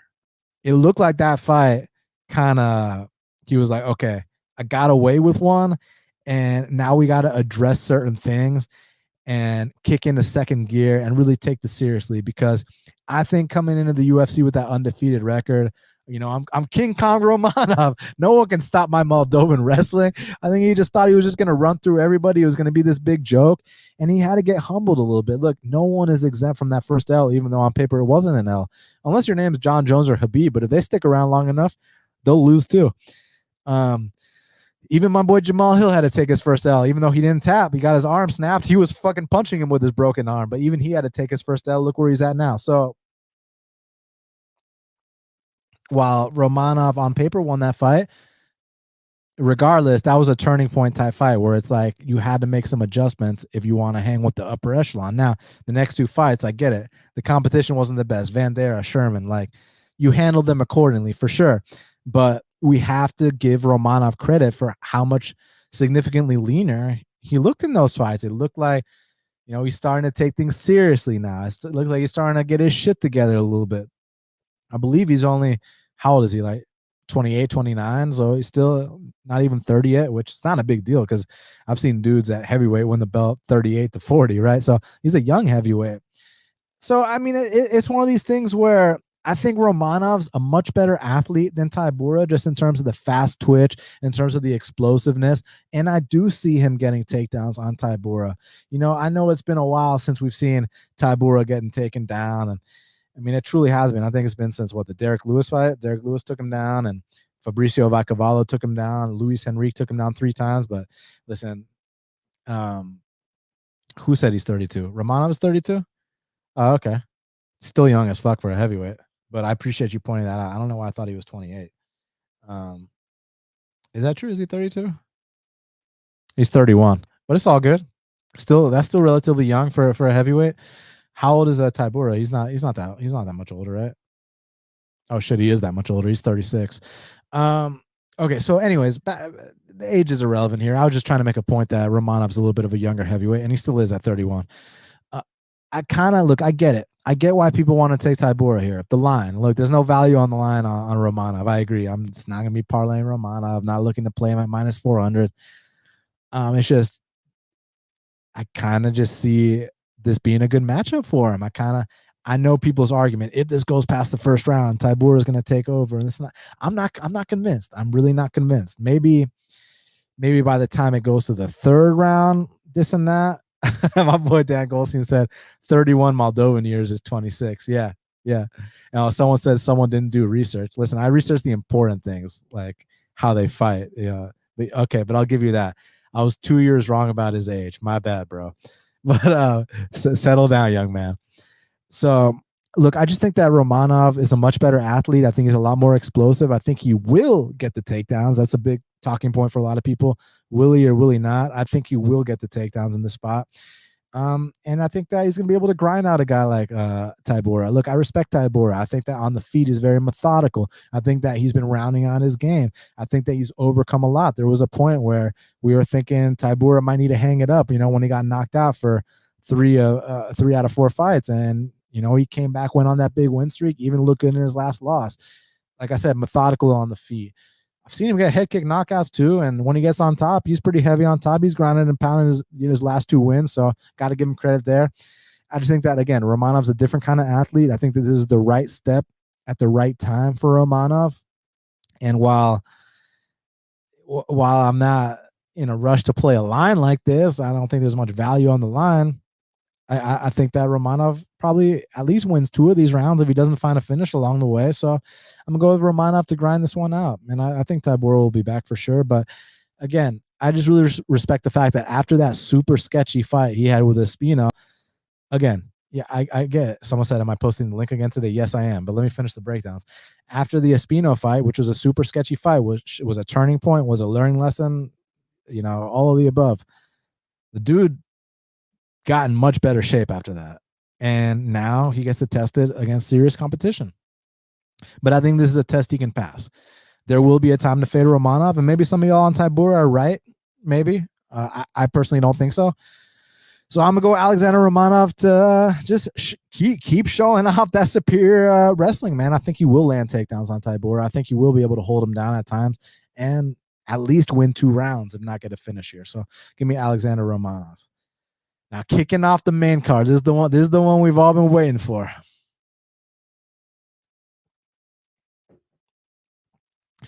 So, light heavyweight division. We got Tyson Pedro. He's 8-3, representing the land down under, taking on the future double champ. The reason that Johnny Jones, Yuri Prohaska, and Francis Ngannou haven't tweeted at all this week. Harry Hunsucker is 7-5. And currently, they got it. Tyson Pedro minus 800, minus 850. The comeback on Harry Hunsucker is plus 500, plus 525. I've been having a lot of fun with this, with the last ever Harry Hunsucker fight week. I mean, look, people were complaining about the price of the pay-per-view. I mean, I think it's worth the price with Hunsucker alone. You know what I mean? I mean, have y'all seen John Jones tweet at all this week? Is it a coincidence that John Jones went up to heavyweight now that Hunsucker dropped to light heavyweight? I think not. Is it a coincidence that Francis Ngannou has been sitting out as long as he has now that Harry Hunsucker's in the picture? So, no, but I mean, listen, when you got a name like Harry Hunsucker, we're going to have fun with it. And I'm sure that hasn't heard the end of it since day one. So, we're just beating a horse at this point. I mean, Tyson Pedro is going to finish him in the first round. So it is what it is. We can talk about how he already had Justin Taffa, Tai Tuivasa. Now they're going to complete the down under trifecta with Tyson Pedro to run the train on this guy. You know what I mean, to put it lightly. Man, I feel bad laughing, but yeah. The under set at 1.5 rounds is like minus 450. Should it be set at under 1.5 minutes? You understand what I'm saying? Yeah. Listen, I'm not sold on Tyson Pedro at all. I've said that for a long time. I think Tyson Pedro will get exposed, just not by just not by Harry Hunsucker. So, shout out to my boy Hunsucker. All his fights have been entertaining. And Dan Goldstein said Parker Porter been real quiet this week. They know they know Harry and they know Lord Hunsucker's fighting, man. So, but yeah, I mean, I think the line's probably appropriate. So it is what it is, man. He said, I never find those Harry Hunsucker fighter jokes funny. It's okay, man. You don't have to find everything funny. I find it funny though. His name's fucking Huntsucker. His name's Harry Huntsucker. It is funny. Oh shit. Oh shit. Andy said plot twist. Dana gives Harry another shot at redemption. Here it is. Sam Alvey, Harry Huntsucker. Shit. Huntsucker might get back on track, huh? Yeah. So Tyson Pedro, first round finish. Now, I think it's the main event of the prelims, but next up in the lightweight division, we got a matchup between Jared Flash Gordon. He's 18-5, taking on Leo Santos, who's also 18-5. And currently, they got it. Jared Gordon minus 290. The comeback on Leo Santos is plus 250. A couple of years ago, dude, we're max betting that Leo Santos line, like 100%. I mean, Jared Gordon minus 360 or minus 360 or minus 260. Shit. Some spots is fucking minus 370. God damn, man. Listen, I respect Jared Gordon. He's a friend of Bilal's. If you're a friend of Bilal's, you're a friend of mine. But take all that shit aside. I respect a lot about Jared Gordon. I think he's got an amazing story. He's overcome a lot in his life. And he's not the most athletic guy, and he makes up for it in other ways by pushing a ridiculous pace sometimes. But Jared Gordon is not a minus 360 type guy. This is all like based on the fact that, you know, Leo Santos, my boy's 42 years old, and he seems like he's only got a one round of gas left in the tank. But in that first round, Leo's dangerous. Back in the day, Leo used to be able to last the whole fight. Here, he's probably only got one round of gas. But then again, when you really look at it, like Leo, these last few fights, he's been gassing badly. Like the Bogota fight, the Clay Guida fight. What was the other one where he had like a huge first round, and then he's like almost like finishing these guys. So it's kind of like he's blowing his load type thing. And that could happen here. He could get carried away. He could drop Gordon, get carried away trying to go for the finish, and then not have much left. But if Leo can pace himself, Leo's better than Jared Gordon, period. I think he's better everywhere. It's just he's 42. He's a dude that was never getting finished. I mean, he was getting finished back in like what 02 by Gomi or something. But I'm saying like hadn't been finished in decades, and now he's like getting finished and brutally in back-to-back fights. He would have never been caught dead getting submitted by Clay Guida a couple of years back. Now, shout out to Guida. Guida's got wins over RDA, Nate Diaz, Pettis, lots of people. So another one to add to the Legends reel. But yeah, it's just kind of alarming. But I do think Leo can hurt Jared Gordon in this fight. It's just when he does hurt him, is he going to finish him, or is he going to blow his load? And then Jared Gordon's going to push the pace on him. So that's what it comes down to. I don't know. Someone called me the King Rambler. Hey, I appreciate you being here, man. We got to address all these scenarios, but at least I'm making bets when I make them and tracking them and doing the whole bit, and not picking both sides. I'll pick a side. But this one, I don't know. Because it's like a line like that. It's a dog or pass situation. Yeah, so I think Santos is live early on. It's just, but I say early on, but let's put some context into it. I saw Jared Gordon get finished in that third round against Joaquin Silva. I saw Jared Gordon get finished that last fight against Grant Dawson. Leo also did too. So it's not like Jared Gordon's exempt from getting finished late down the stretch either. Where they're at, I lean Jared Gordon for a pick, but if I were to bet this fight, I would take Leo Santos. So, yeah, bets and picks are different things. I'm gonna post the link in here. So, hold on one second. y'all want to see us go side by side? Hey, listen, the rest of y'all don't click this link until after the show. But MMA investing, click the link, go side by side with me. Let's hear you talk about some of these fights. The link's in the chat, buddy. Come join me. Let's see what you got, buddy. Now, next up in the Bantamweight division, we got a matchup between Lucy Pudilova. She's 13-7, representing the Czech Republic.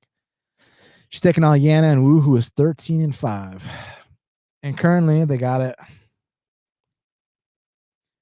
If I'm looking at this correctly, they got it. Lucy Pudilova minus 120. The comeback on Yana and Wu's plus 100. So I was impressed with Lucy Pudilova in her original UFC run. Like early on, man, I thought that she was super aggressive. I thought that she even got robbed in a few of those fights, like the Lena Landsberg fight. I thought that should have gone her way.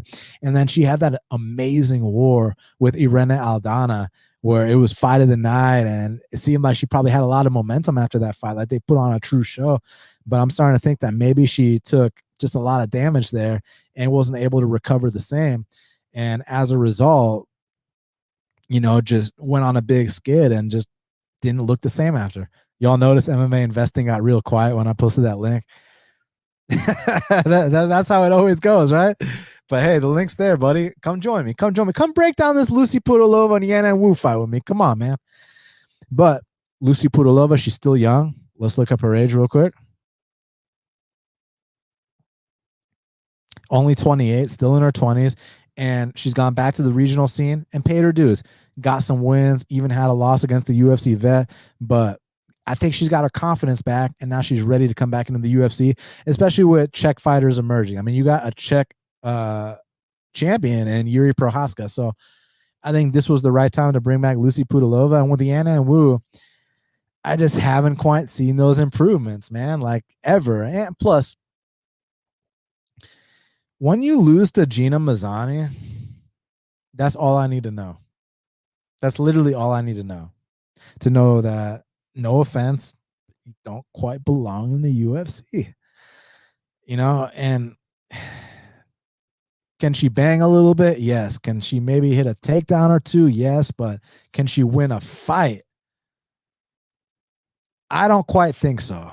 So I'm going to go Lucy Pudilova. Just be meaner, just be tougher, just out strike her, just put the numbers up on Yana and Wu and come out here, make a successful UFC return, and get back on track. My boy Mario said, damn, another hater went running. I know, man. What a shocker. Mario, I've been thinking about that conversation we had the other night with our boys, man. That shit's had me rolling. That's had me dying laughing ever since, man. We'll talk about that later. But yeah, I got Lucy Pudilova there. Now, next up in the featherweight division, we had a matchup between Sean Woodson, he's 9-1, taking on Luis Saldana, who is 16-7. I'm really excited to talk about this one. Currently, they got it. Sean Woodson minus 345. The comeback on Luis Saldana is plus 285. Very good. Very, very, very good fight. Okay, so lots to talk about here. A lot of people are saying, why is Sean Woodson this big of a favorite, this and that? Okay, but here's why. So first, let's talk about this. Sean Woodson is a matchup problem for a lot of people because he's got these big physical advantages. I mean, when's the last time you saw a dude in this division with these physical attributes? So this dude is a 6'2", 145er with a 78-inch reach. Like, I mean, like usually 6'2", 78-inch reach. That's like a 205. This guy's a featherweight. Now, to his opponent, Luis Saldana's credit, he ain't no short, stocky dude, this guy. He's pretty tall himself. I believe he's right up there, close to 6 feet tall. Much shorter reach, however. Got a 5-inch reach disadvantage. But he's one of the taller guys that Woodson's fought lately. Maybe not as tall as Erosa, but let me give Erosa some credit. Erosa is one of those guys that, like, although Erosa has been knocked out a lot, Erosa's been getting some good wins lately, man. Erosa beat Nate Landwehr. Early stoppage or not, he beat Nate Landwehr. He beat Charles Jourdain. He beat Sean Woodson. So, like, Julian Erosa from time to time will surprise you. But anyways, back to this matchup. So Sean Woodson is a stylistic problem, a matchup problem for a lot of people with his physical attributes. 6'2" with that 78-inch reach, and he knows how to use it. Now, Luis Saldana is also another long guy, not quite as long as Sean Woodson. But here's the thing.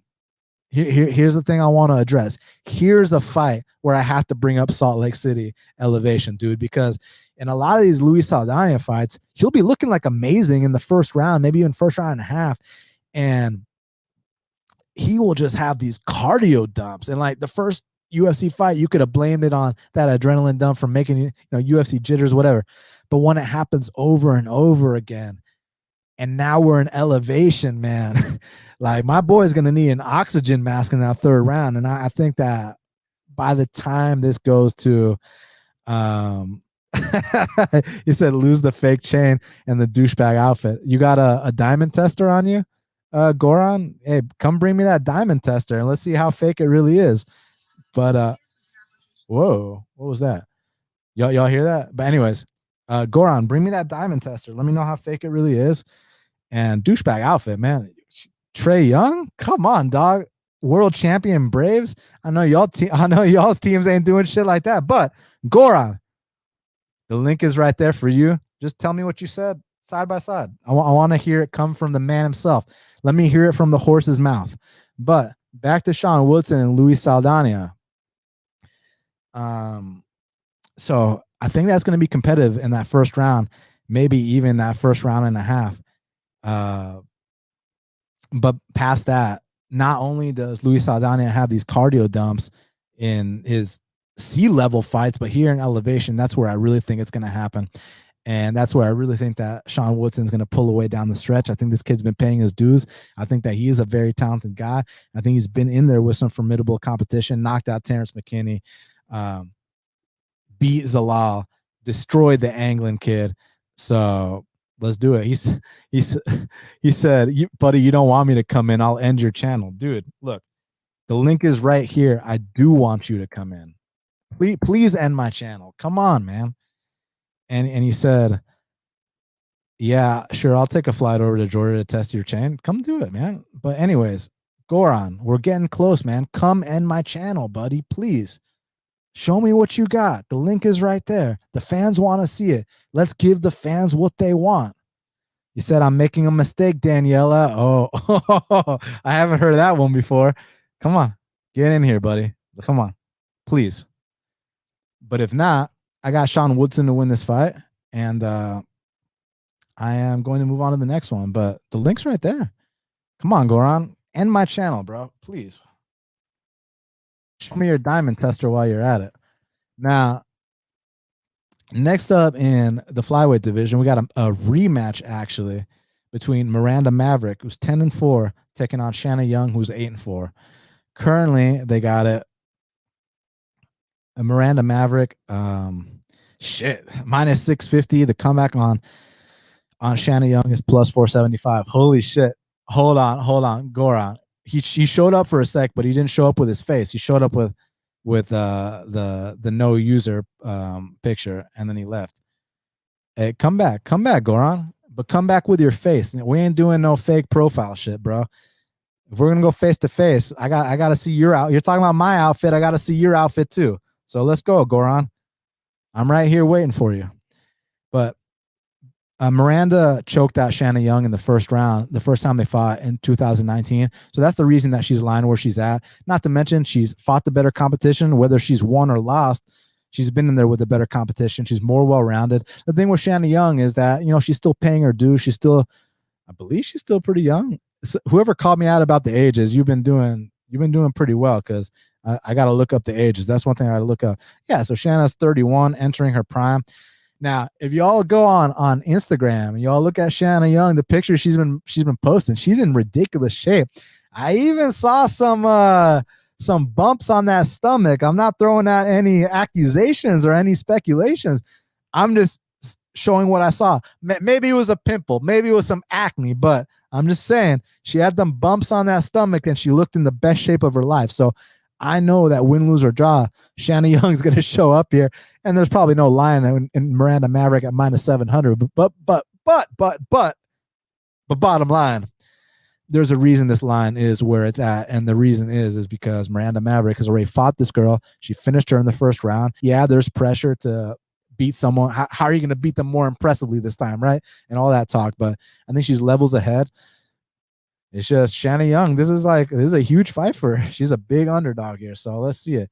So Goran's here, but he doesn't have his face showing. He's got the fake profile pic. Dude, you ain't coming here without showing your face. So, and I'll show the fans that just so they know I'm not lying.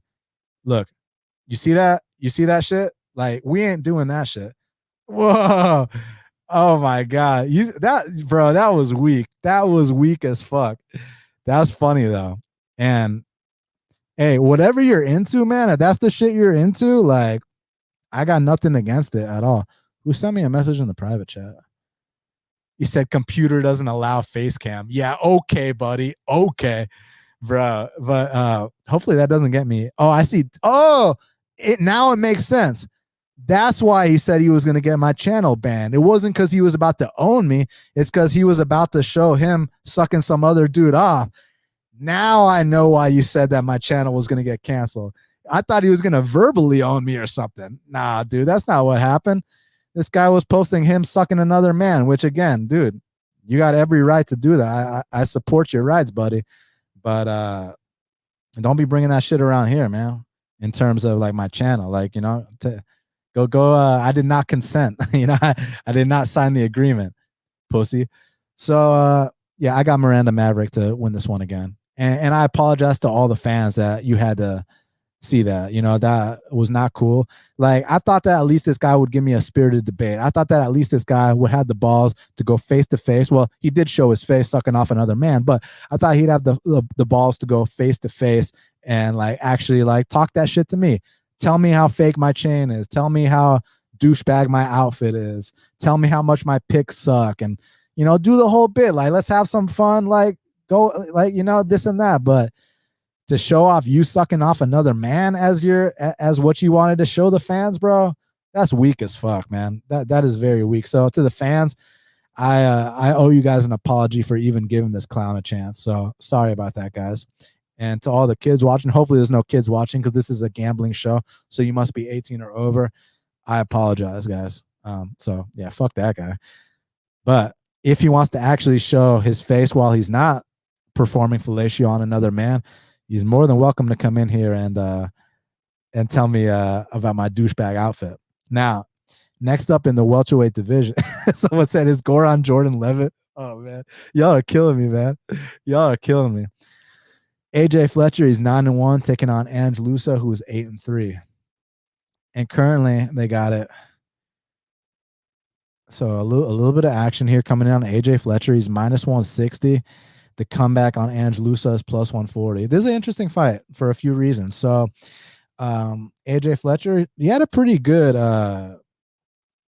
UFC debut despite the loss. I thought he had a very competitive fight with Matthew Semmelsberger. Definitely a war there. Just made a couple rookie mistakes there, and it was what it was.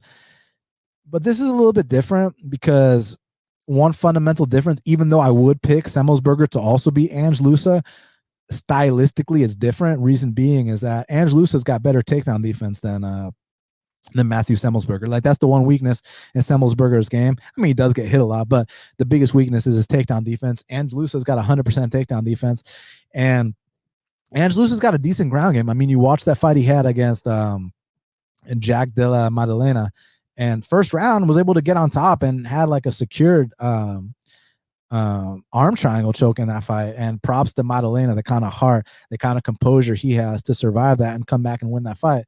Hey, credit to him. But the fact that Ange Lusa even got him in that danger, like, that shows that, like, against lesser competition, he might have some good moments. And then on his next fight against Munir Lazzez, Munir and Ange Lusa, they kind of stood and banged for 3 straight rounds, but Munir was kind of the longer guy there. I think Munir's a very talented guy. I know he pulled a stun against Worley Alves, but Munir's a very talented guy. And I just think Munir's kind of a step above both AJ Fletcher and Ange Lusa. And I just think, I think that this is a fight that, like, this is the level Ange Lusa is on, where he can actually come out here and compete against a guy like AJ Fletcher. Not to mention, he's got a 7-inch reach advantage in this fight, whereas, like, that wasn't the case against Maddalena. That definitely wasn't the case against Munir. Munir is like fucking 6'2". You know what I'm saying? Munir is a long, rangy striker. AJ Fletcher is kind of like a short, stocky, compact, powerful guy. And that's exactly what Ange Lusa is. So I see this as being an explosive, close 3-round fight. Now, either guy could get a finish. I think AJ Fletcher's super green. Look, I respect exactly where he trains. he trains at Dustin Poirier's old gym. What are they called?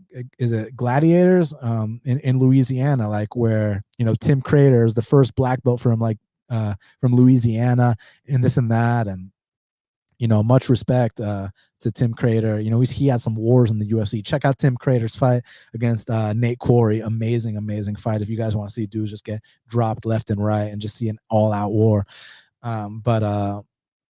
So Tim Crater is the guy that, I believe he gave Dustin Poirier his black belt. Tim Crater is also the mentor of AJ Fletcher. So he's under good hands.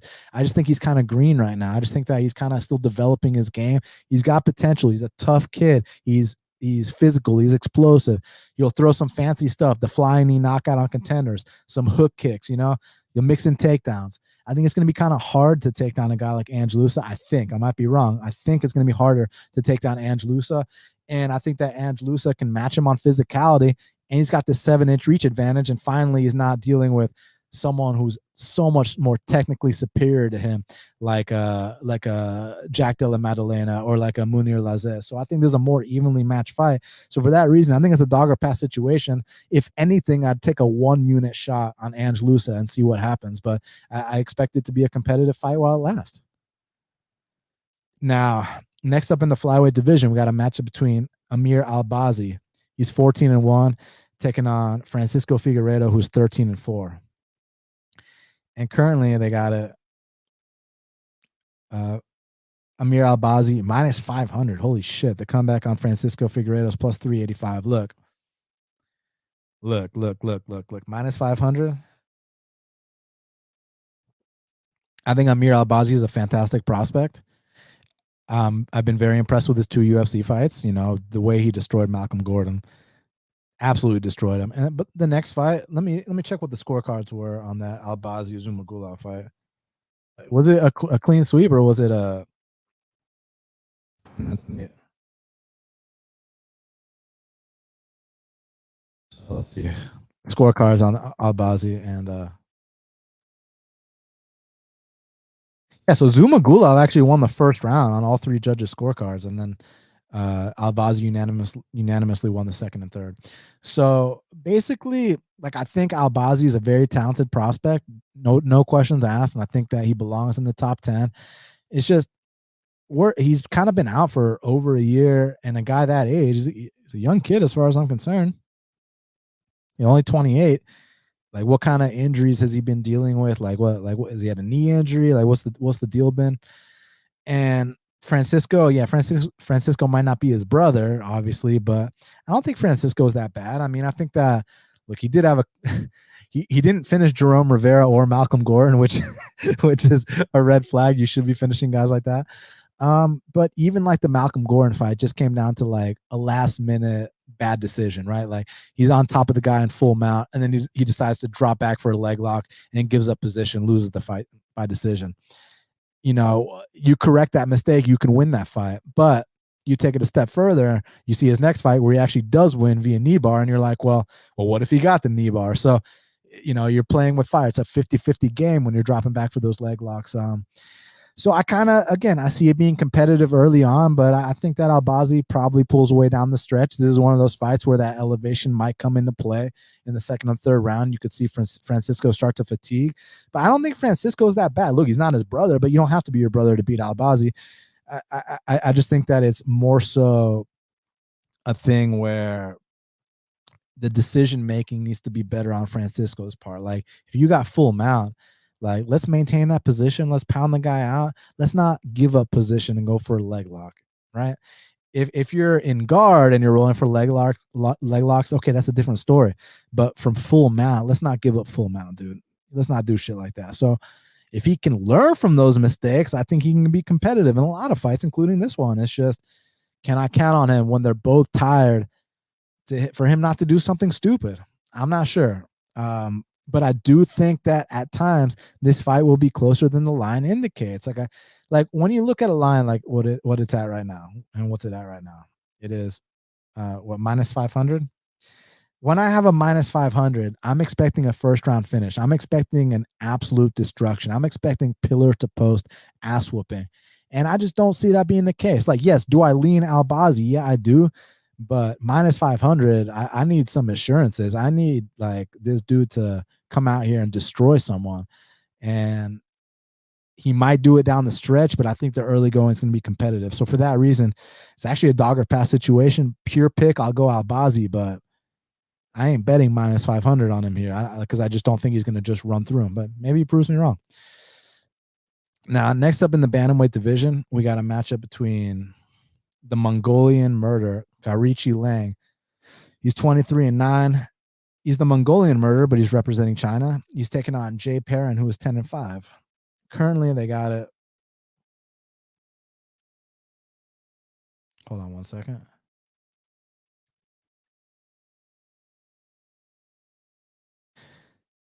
Currently, they got it. Arichi Lang minus 145. The comeback on Jay Perrin is plus 130. So this actually opened minus 300. Arichi Lang. So literally all the action's been coming in on Jay Perrin. And here's my thing with Jay Perrin. Like, there's not much I can knock. I think he's kind of just solid everywhere, but just not special anywhere. I think he's just a solid run of the mill MMA fighter. Can kind of just do everything, but isn't going to overly wow you, isn't going to overly impress you, isn't going to blow you away with anything. He kind of just does everything correctly, kind of goes about his business, does things the right way, and I respect it. He seems pretty hungry for this fight. With Arichi Lang, he does bring some intangibles to the table. This dude is a very, very heavy hitter. I mean, you saw that Molina fight, dropped him badly in that third round. The Cody Durden fight landed some big shots in that fight. And then the next one, when he got a step down in competition, he treated him like a step down in competition. And I'm shocked that this dude was able to make flyweight for so many years. Like, he was a big boy for flyweight. Now he's moving up to the bantamweight. So I think it's a good move for him. So it's tough because it's like you don't often want to lay chalk on Arichi Lang because the blueprint's been established on how to beat him. You can out volume him like Jeff Molina did. You can out grapple him like Cody Durden did. It's just there's the intangibles you got to be worried about, and that's that this dude, he's got that one hitter quitter. This dude can crack. He's a big boy. He's been in there with better competition than Jay Perrin for the most part. I mean, I guess you could say Mario Bautista is pretty solid competition. But who did Jay Perrin lose to on Contender Series? Let me look that up again. Dwight Joseph. Do y'all remember this Dwight Joseph guy? Did he get signed? I don't even know who the fuck that is. No, it seemed that he probably didn't get a contract. Yeah, so I mean, Jay Perrin's solid. Nah, I'm not really in a rush to lay chalk on Arichi Lang. Another thing, when you talk about the Asian fighters, one thing I need to know is how far in advance did he make the flight over to the United States?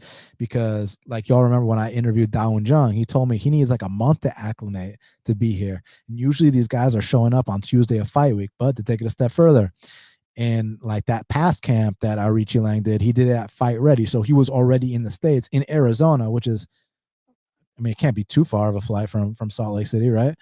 So someone let me know, did he do this camp at Fight Ready or was he back home overseas? Because if it's overseas, then I'm worried about that flight. I'm worried about that jet lag. Mixing the jet lag with the elevation, then I'm worried about it. So I think if you give me the best Arichi Lang, Mongolian murder, I think he wins this fight. But for him to make a statement, he needs to land those big shots. He needs to get a knockdown. He needs to hurt this guy. If not, it can be competitive at times because the output is kind of on the lower side for Arichi Lang. And Jay Perrin is just that kind of hard-nosed workman who's not spectacular anywhere, not the best athlete, but is just kind of good. Is just kind of decent everywhere, and just decently well-rounded. It's just solid, right? So I see the case for the underdog shot here, but I'm going to lean with Arichi Lang to have the bigger moments, land the bigger shots, and edge this one out. Now, last but not least, kicking off the card, this should be exciting. We got Victor Altamirano. He's 10-2, representing Mexico, taking on Daniel da Silva Lacerda, who's 11-3, representing Brazil. And currently, they got it. Victor Altamirano minus 175. The comeback on Daniel da Silva is plus 150. So, really good fight. I like this kid, Victor Altamirano, man. I mean, I know that there's some holes in his game. I know there's some things he needs to patch up. I'm actually surprised he's 31. I thought like I've been fucking up the ages all day. I thought for some reason he was like 21, but this kid's a serious Mexican warrior, man. I mean, that fight he had on Contender Series with Carlos Candelario, amazing fight. No matter who you scored it for, fantastic dog fight. And like you really saw towards the later rounds that Mexican heart, that Mexican spirit from Victor Altamirano really take over. And even the Carlos Hernandez fight he had in his UFC debut, that was a fantastic fight as well. Like Carlos Hernandez was that dude that had that fight on Contender Series with Daniel Barres, and like, dude, like they had an absolute great fight. The issue with Victor Altamirano, gives up takedowns way too easily. Now, for flyweight standards, he's a long dude, man. Like you don't often see too many flyweights who are 5'8" with 70-inch reaches. Now, Daniel Da Silva, 5'6" with a 70-inch reach. So these guys got longer reaches than Max Holloway, So I think that Daniel Da Silva is going to be able to take down Victor Altamirano in the early going. Daniel Da Silva's hell on wheels for those first few minutes, man. This dude, like, he's going to bring it. He's like a killer be killed type guy. And I think that he can overwhelm Altamirano early on. It's just that what's going to happen in this elevation when Altamirano's still there, when he's still hanging on, and Daniel Da Silva starts huffing and puffing. And that's when we get to see the long strikes of Victor Altamirano. That's when we get to see that Mexican heart start to go to the body, start to mix things up. So if this is a 3-round fight, then I see Altamirano, winning the second and third rounds and winning a decision. You just can't count out that early finish from Daniel Da Silva because he's one of those guys that's hell on wheels early on. Like he gave Jeffrey Molina everything he could handle early on. He took down Francisco Figueiredo right away. It's just that in that aggression, he leaves a lot of openings as a result. So that's what you got to be worried about. So, yeah, I think Daniel Da Silva is going to give Altamirano better as a sweat early on for sure. But if Da Silva is not able to get that early finish, then I think Victor Altamirano wins that fight. And someone asked me, is Da Silva with Oliveira and Nascimento? Yeah, with those guys, with Daniel Willie Catch, like he trains with all those guys. The Diego Lima shoot the box. All right, y'all. So I'm gonna post the link to join the call. Don't be like that one weirdo. You know what I mean? Like, look, if you want to call me out and talk shit to me, like that's totally cool. Like I got no issue with that. Like we can have a fun banter, go back and forth. Tell me how fake my chains are. Tell me how much I suck at betting. Tell me how ugly I am. Like that's fine. Like y'all can do all that. I got no issue with that. But don't be posting pictures of you sucking off another man on my show. Like please, like let's keep it. We can keep it rated R, but let's not keep it rated X. All right. So I'm gonna post a link here. I'm gonna talk about the fight to watch and the fighter to watch, and then after that, y'all are more than welcome to join me. Give me your hot takes. Tell me what y'all think, and let's do it. So, fight to watch. I mean, I think y'all know what the fight to watch is. The fight to watch is Jose Aldo versus Merab Dvalishvili. That such high stakes on the line, especially considering the fact that Chito Vera just had the performance he did. You got TJ Dillashaw taking on Aljamain Sterling for the title. It's almost like they got a bantamweight tournament going on, and whoever has the most impressive performances out of all these fighters is going to be fighting for the title. So there's a lot on the line for Aldo and Merab. Aldo with the legendary takedown defense, been training his boxing with the Brazilian Navy. Merab Dvalishvili can attempt 22 takedowns in a fight and not get tired. This fight's in elevation.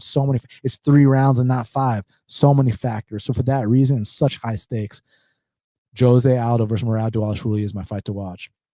My fighter to watch is going to be Paulo Costa, man. I mean, listen, Paulo Costa, prior to the Izzy fight, a lot of people thought that he could have been the guy to dethrone the great Izzy. He had a very embarrassing performance there. Now he kind of bounced back against Vittori, not bounced back in the win column, but bounced back in terms of, his credibility. And I say that with the weight shit that went on. I just mean in terms of the performance. Like they put on a fight of the night and one of the top 10 fights of that year. So at least like people view it like, okay, it's a step in the right direction. Now, if Paulo comes out here and knocks out Luke Rockhold in the first round, then it's safe to say, okay, Paulo's back. Now we can start matching him up with the upper echelon of the middleweight division again. So for that reason, Paulo Costa is my fighter to watch. All right, y'all. So there's the link in the chat. Y'all can hop in here. Y'all know the rules. And let's do this. So Also, I'm a post it on Twitter too. See what everybody on Twitter is up to. All right, here's what I'm tweeting. Now is the time to join me on Half Battle.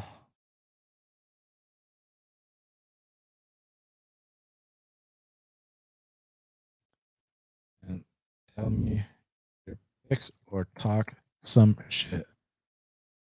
Here is the link to join the live stream.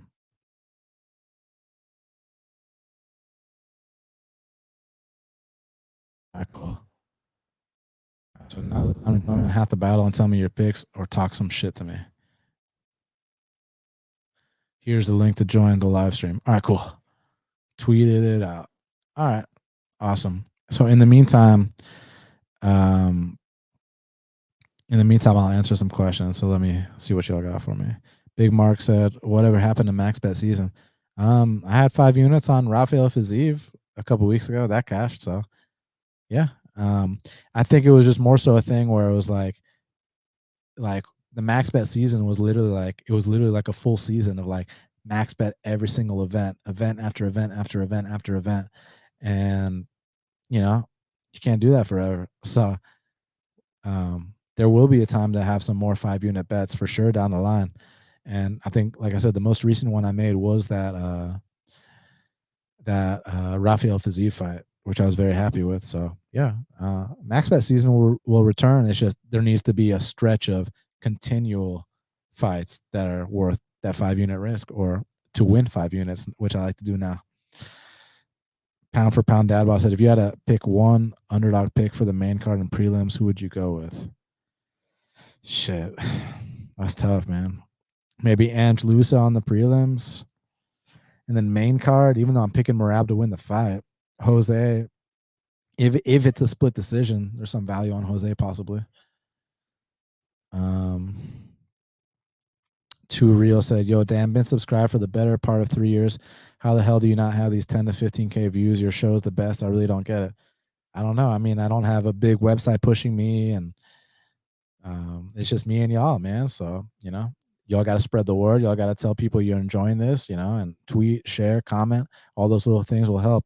Now, at one point, we were doing a lot of views, but I ended up getting sick with COVID and had to take like 3 months off, and I think that I lost a lot of momentum during that time. So that might be part of it. But I don't know. I don't know. And I also think that since I had a shitty betting year in 2021, a lot of people forgot. A lot of people wrote me off, even though this year I'm having my best year to date. But it is what it is. I'm cool with the real ones sticking with me, so I appreciate y'all. Any Action said, "Hey Dan, do you ever hedge parlays? I'm thinking of hedging a 2-legger with Romanov minus 350 on it. That Tybor line keeps climbing. I don't hedge, but if you can guarantee yourself money, I don't see an issue with it." All right, y'all got anything else? Are y'all too scared to come in here, man? I mean, I know that one guy went running. MMA investor Goran, you want to come in here and actually like talk some shit to me, or like, but actually talk shit, not any of that pussy shit that kid did. Uncle Weezy, you in here? Moyes, I've never seen what you look like. I'd like to talk to you sometime. Let's see it.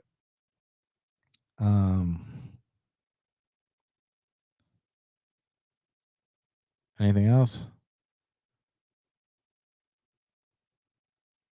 Sorry, I'm scrolling up. That's why I'm being quiet. They say men aren't good at multitasking. Is it men or women that aren't good at multitasking? Okay, we got one in here. What's up, Kevin? Oh shit! What's going on, man? Getting off work, repping the blue shirt again. What do you think the odds are that Hunsucker fight making it out of the first round? The odds of what? That's right, man. Hey, repeat the question. What do you think the odds are of the Hunsucker fight making it out of the first round?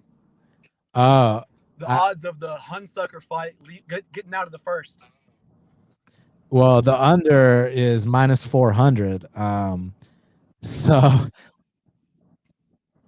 no, I think Tyson. I think Tyson Pedro is going to destroy the future GOAT Harry Hunsucker. So yeah, I don't see him getting out the first round. Oh man.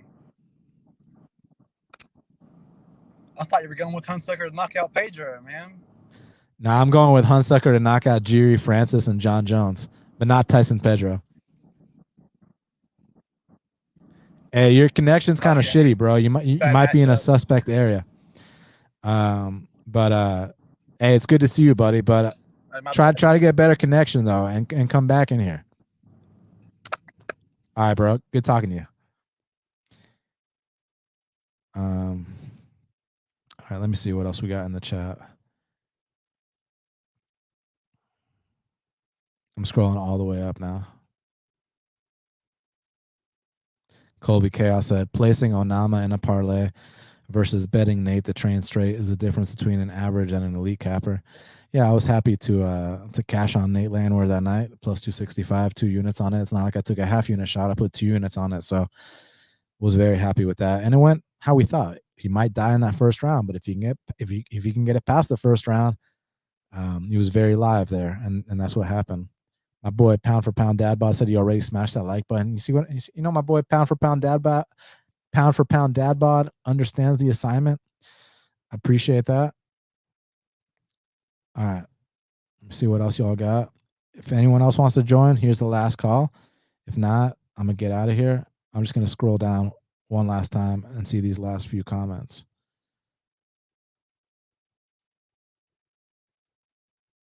Okay. My boy said dope hat. Hell yeah. Braves World Series champs. Just got to keep spanking these Mets. These last 2 nights have been fucking amazing. We just got to keep teaching them a lesson.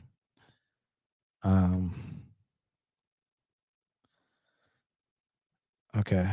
Big Mark says Daniel De Silva is his dog of the night. Good luck with that. I mean, listen, he's always got a chance early. The kid's hell on wheels early. Pound for Pound Dadbot said he cashed it on Landwehr last week. Hell yeah. Glad to see that.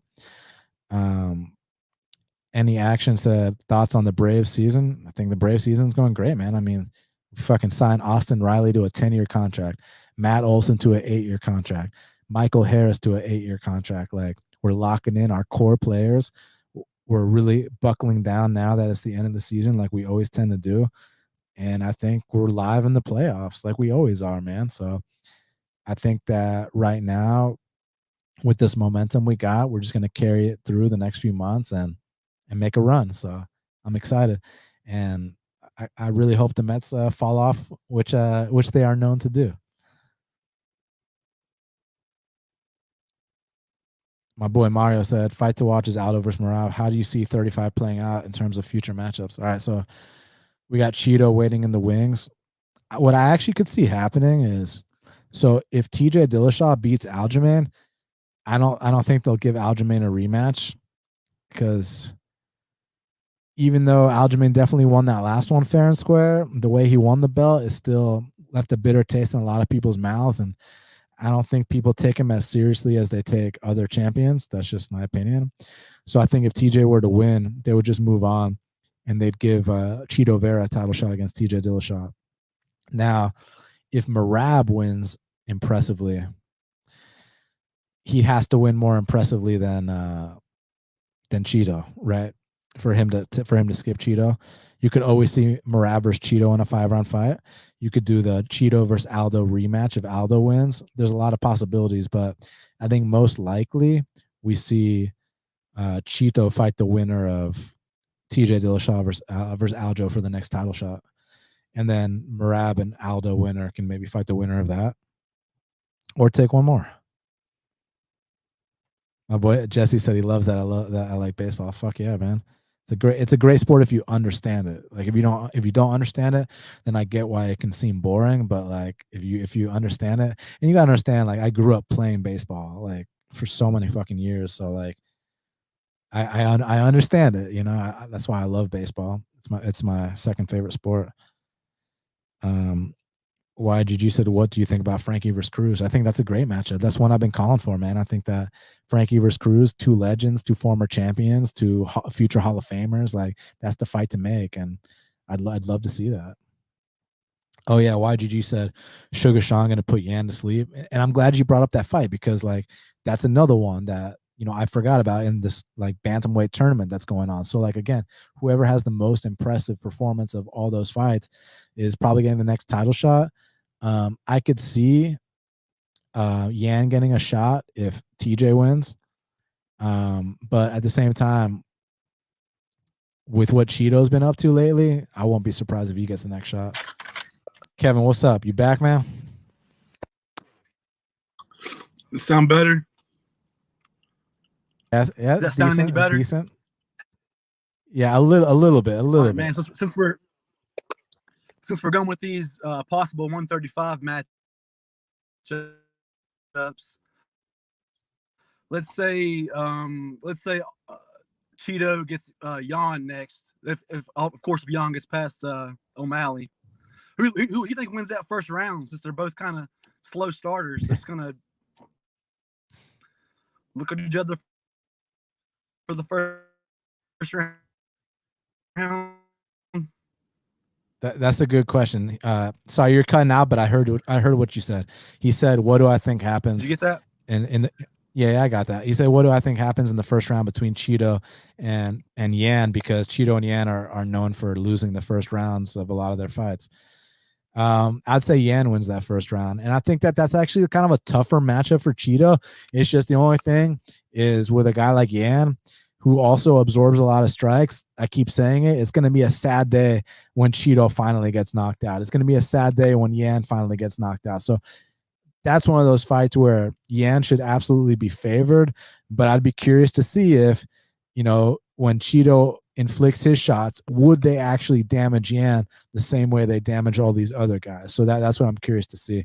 So that'd be a great fight. On a technical level, I think Yan's better. It's just, Cheeto's got those intangibles that you can't really measure on paper or on tape. So yeah, it'd be a great fight. And it'd have to be 5 rounds. Yeah, that's a main event fight for sure. Hell yeah, man. So, I appreciate you, buddy. Are you rooting for Yan against O'Malley? Well, it's not that I'm not rooting for Yan. I think Yan's a badass. I gotta go in the Walmart, bro. No, it's not that I'm not rooting for Yan. I love Yan, one of my favorite fighters. It's just more so like you see a plus 350 on Sean O'Malley, and even though I think Yan probably wins that fight, it might be worth a 1 unit shot at plus 350. You're not often going to see a line like that on O'Malley, and it's a striking match most likely, so he's got a chance. But yeah, I mean, Yan's the pick, but the bet, maybe roll the dice on those plus 350 odds on O'Malley and see what happens. Yeah, he could win the first round, exactly. So who knows? All right, brother. I appreciate you, man. Yeah. Kevin's a cool dude. YGG said, who's next for Ricky Simon? It's a good question. Let's see what the rankings are looking like.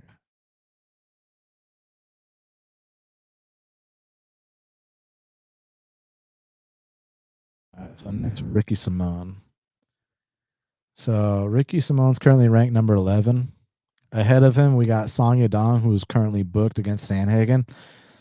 We got Pedro Munoz, who doesn't have a fight, so that's an option. You could do Ricky Simon versus Pedro Munoz. Dominic Cruz is not fighting anytime soon. Rob Font's not fighting anytime soon. Marab's booked. Marlon is not going to fight Ricky Simon. Corey's booked. Jose's booked. TJ's booked. Peter's booked. So the only option ahead of him is Pedro Munoz. If you want to go behind him, you could do the legend Frankie Edgar, but I'd rather Frankie fight Dominic Cruz. So I guess Ricky Simon versus Pedro Munoz. Like we talk about all the time, ushering out that old guard out the rankings. That'd be a good spot to do that. So let's see Ricky versus Pedro. My boy MMA Locker said dope shirt. Hey, we got to rip my boy Trey Young. They don't know about my dog Trey Young. You know what's funny? So I went to a Hawks game like a few years back, back before Trey Young was the superstar that he is today. And I had no idea who he was, right? And we were sitting on the floor, and he's like 6'1", which for our standards is tall, but for NBA standards is really short because all those other dudes are 6'8", 7 feet, this and that. So I'm like, who the fuck is this little dude who's out here balling? And it happened to be Trey Young. And ever since then, he's just like a virtuoso out there. Just the way he plays the game. In basketball is one of those things, unless it's the playoffs, the playoffs you can watch live on TV, but the regular season is not fun on TV. But if you watch a regular season game in person, dude, it's a lot of fun, especially on the floor. So y'all should definitely check them out. But man, when I saw Trae Young play up close and personal, oh my God. Like, it's just a maestro at his craft, a virtuoso, something special. And my boy YGG said, don't forget about Song versus Sandhagen. Yeah, exactly. That's another fight in that tournament. I think that's a fucking great fight. My boy L said, smash the like button for Dan Boys, consistently putting out good show and providing us with his insights. Thank you, man. I appreciate you being here with me. Smash that like button, y'all. All right, so last call. So the link is down there in the chat. If anybody else wants to join in here, tell me anything else, talk shit, whatever. Let's do it.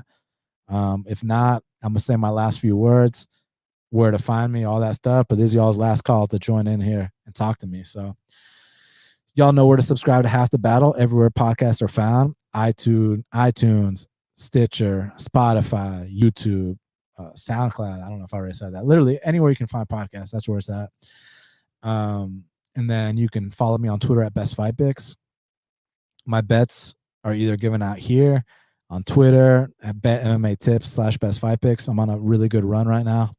Really happy, feeling amazing about my bets lately. Just because ever since I stopped that tout bullshit, like, it's just like a big weight's been lifted off my shoulder, and I just really enjoy doing this again. And you guys can tell the results are showing. So back to the underdogs that I've been known for so long, you know, the Nate Landwehr's, the Jeff Neals, even that kid that beat Juan Adams the other day in PFL. Like, we've just been raking on these underdogs. So it's been a great ride, and I look to continue that. Pound for pound dad bod said, ignore the haters, love the sports outfit, got to represent your teams. Yeah, look, I agree with ignoring the haters for sure, but like, when they get an opportunity, like here when we're on screen, it's different than on Twitter, because on Twitter, like, you know, they can just hide behind a fake profile. But here, when they hate, when they're actually coming to my show, they're watching my show, and they're hating, they get an opportunity to actually come in here and tell me exactly what they said in the chat, but say it face to face. And then we can see what they look like. Like, is it some alpha male stud talking shit like that to me? Or is it some, like, that fucking meme of like the dude like from South Park who's fat as fuck, like eating the Cheetos, you know, looking depressed as fuck? Or is it that guy talking shit to me? That's what I want to know, because there's a saying about, you know, someone more successful than you, it's never someone more successful than you that's going to talk shit to you. So honestly, giving them the chance to come on here and go side by side with me might be a humbling experience for them, might actually teach them a lesson to, you know, be humble, and to be a better person, you know, because like, you don't really see me, like, you might see me joke around and be sarcastic and this and that, but you don't really see me hating on anybody. Like, people like to pile on and have that kind of mob mentality and this and that. And I hate bullies, you know what I'm saying? So I'm always down to defend myself. The reason I don't go back and forth on Twitter much is because it's on a keyboard and it's a waste of time. But on here on my show, I feel like verbally, when we can see each other, we can see who's the person, make eye contact, well, virtual eye contact. I think it's a lot funner, and I think it's entertaining for the fans. So as long as I can entertain y'all while giving y'all good information, putting on a good show, that's what matters to me most. So I really appreciate you guys so much. So thank y'all. So I guess that's it. So again, thank y'all so much. Smash the like button. Oh, my boy Colby Chaos said, don't forget about Brito versus Fili. That was a good underdog play as well, plus 250. Smash the like button, hit the subscribe. After this is over, leave me a comment on Twitter. Please retweet. And if you genuinely found something like informative or interesting or just unique, whatever, that you didn't hear anywhere else, tweet about it. Like, let people know. Like, let's grow this show. So I truly appreciate y'all being here with me, man. So thank y'all so much. Y'all know where to follow me. Subscribe, comment, share, retweet, like, all that stuff. Thank y'all again for everything. I'll be back for the next card. I believe it's not until actually 2 weeks from now, but I'll go live on Wednesday anyways, and we can like recap the last card and just talk and have a good time together. So thank y'all again for everything. And until the next time, let's cash these bets.